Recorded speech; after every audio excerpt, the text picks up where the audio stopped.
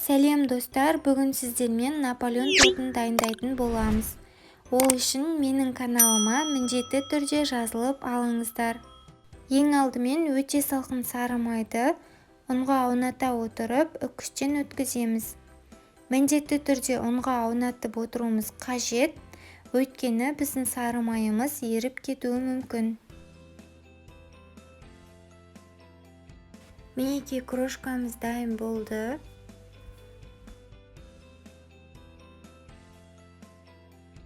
Келесі кезекте сұйықтығымызды дайындап аламыз. Ол үшін біз жұмыртқаға өте салқын суды қосып араластырамыз. Және де бір ас қасық 6% алма сірке суын қосамыз. Дайын болған сұйықтықты қоспамызға қосып илейміз. Видеода көрсетілгендей қамырымызды шетінен ортасына қарай жинай отырып, қатты баспай илеп аламыз.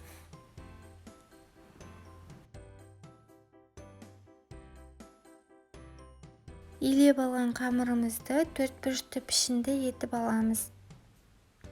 Және де оны 5-6 сағатқа тоңазытқышқа қойып қоямыз. Мінекей қамырымыз дайын болды. Енді оны 10 немесе 9 бөлікке бөлеміз.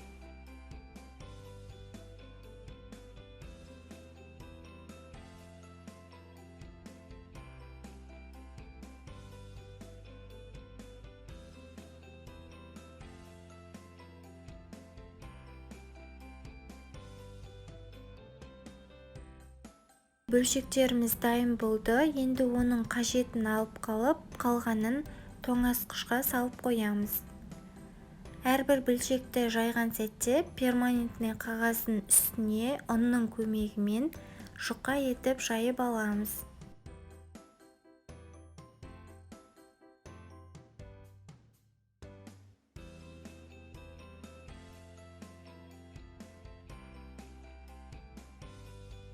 Жайып алған қамырымыздың үстінен формамен дөңгелек етіп пішін шығарамыз, немесе кесіп алсаңыздар болады.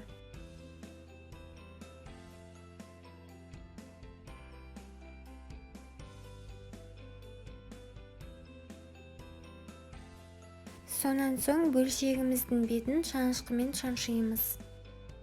Енді 180 градуста қызып тұрған пешімізге қызарғанша пісіріп аламыз. Мінекей бөлшектерді пісіріп алдық. Олар өте әдемі және де қатпарлы болып шықты.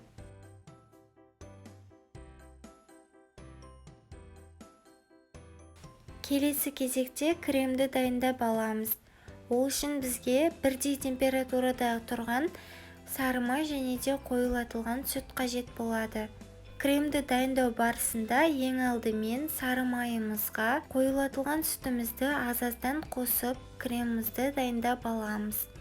Достар, есте сақтаңыздар, міндетті түрде біздің сары майымыз бен қойылатылған сүтіміз бірдей температурада болуы қажет. Ал олай болмаған жағдайда креміміз дұрыс шықпайды.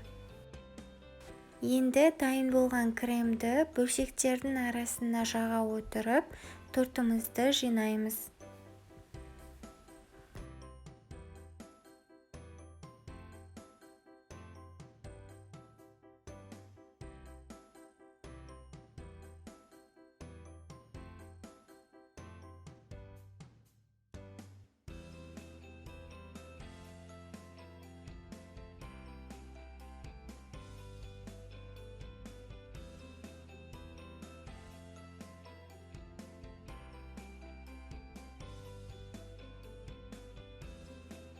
Мінекей тортты жинап алдық. Келесі кезекте артылған бөлшектердің крошкасын бетіне сеуіп әсемдеп аламыз.